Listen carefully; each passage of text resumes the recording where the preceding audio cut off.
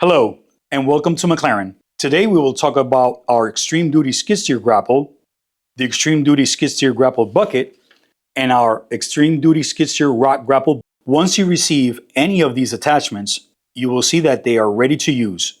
Just plug and play.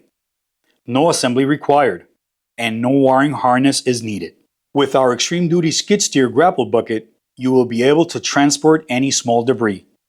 With our Extreme Duty skid steer rock grapple, you will have no problem transporting medium debris. And with our Extreme Duty skid steer grapple, you will have an easier way of transporting large debris. We have an extreme attachment for any of your needs. So let's get started.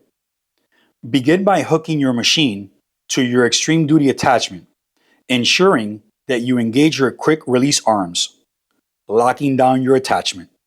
The hydraulic main lines run directly to two T-fittings, allowing both grapples to function in tandem.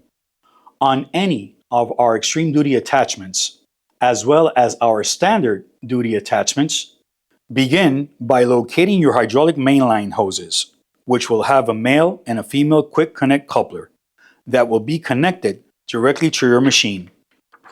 Now that your attachment is connected to your machine, go McLaren, go Extreme.